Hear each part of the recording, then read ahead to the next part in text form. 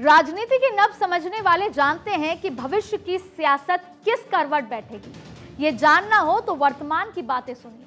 सिर्फ वो बातें नहीं जो जबान से कही जाती हैं, वो भी जो जुबान पर आती नहीं, लेकिन जिसका संदेश बेहद अहम होता है।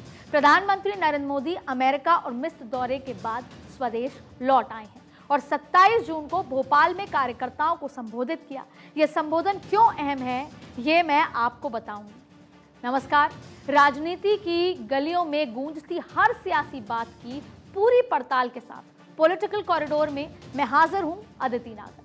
पॉलिटिकल कॉरिडोर में पीएम मोदी के भोपाल के भाषण की चर्चा आज क्यों हो रही है, ये आपको मैं बताऊंगी। उससे पहले पीएम मोदी की कुछ बातें आपको फिर से सुना देती हूं। पसमानदा मुसलमान भाई बहन है, ये वोट बैंक की राजनीति करने वालों ने हमारे जो पसमानदा मुसलमान भाई बहन हैं, उनका तो जीना भी मुश्किल करके रखा हुआ है। वो तो तबाह हो गए, उनको कोई फायदा नहीं मिला है। वे कष्ट में गुजारा करते हैं। पसमानदा मुसलमानों का इतना शोषण किया है, लेकिन इसके ऊपर कभी देश में चर्चा नहीं हुई। जो पसमानदा मुसलमान है, उन्हें आज भी बराबरी का हक नहीं मिलता। उन्हें नीचा और अछूत समझा जाता है।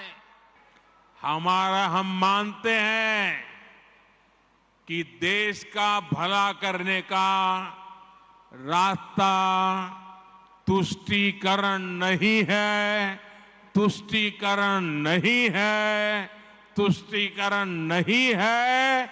सच्चा रास्ता है संतुष्टीकरण। संतुष्टीकरण कि यूनिफॉर्म सिविल कोड के नाम पर ऐसे लोगों को भड़काने का काम हो रहा है। आप मुझे बताइए, एक घर में परिवार के एक सदस्य के लिए एक कानून हो, परिवार के दूसरे सदस्य के लिए दूसरा कानून हो, तो क्या वो घर चल पाएगा? क्या कभी भी चल पाएगा क्या? फिर ऐसी दोहरी व्यवस्था से देश कैसे चल पाएगा? और सुप्रीम कोर्ट ने बार बार कहा है, सुप्रीम कोर्ट डंडा मारती है, कह रही है कॉमन सिविल कोड लाओ। ये 3 बयान नहीं, 3 संदेश हैं, जिसमें 2024 की सियासी लड़ाई का पूरा ब्लूप्रिंट है। और ये क्यों है, इससे क्या आप सिर्फ 2 बातों से समझ लीजिए।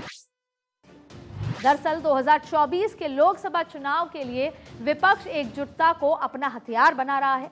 विपक्ष को लगता है कि अगर हर सीट पर विपक्ष का साझा उम्मीदवार उतरे तो बीजेपी को 2024 में सत्ता से बेदखल किया जा सकता है।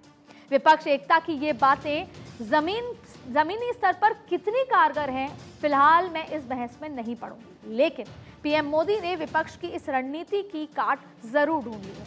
बीजेपी सबका साथ, सबका विकास, सबका विश्वास और सबके प्रयास का नारा दे रही है और इसके जरिए मुस्लिम वोट बैंक को साधने की पूरी कोशिश हो रही है। आमतौर पर अब तक यही माना जाता रहा है कि मुस्लिम समुदाय का बड़ा तबका बीजेपी को वोट नहीं देता और बीजेपी भी मुसलमानों को वोट नहीं देती। लेकिन यूपी के निकाय चुनाव में बीजेपी ने इस मिथक को तोड़ दिया। यूपी निकाय चुनाव में बीजेपी ने करीब 395 उम्मीदवार उतारे, 6 नगर पालिका अध्यक्ष और 32 नगर पंचायत अध्यक्ष प्रत्याशी जीते भी। इसके अलावा कई सभासद और पार्षद प्रत्याशियों की भी जीत हुई। बड़ी बात यह है कि बीजेपी ने यह रणनीति उत्तर प्रदेश में अपनाई है, जहां हिंदुत्व के पोस्टर बॉय योगी आदित्यनाथ। राजनीति की नब समझने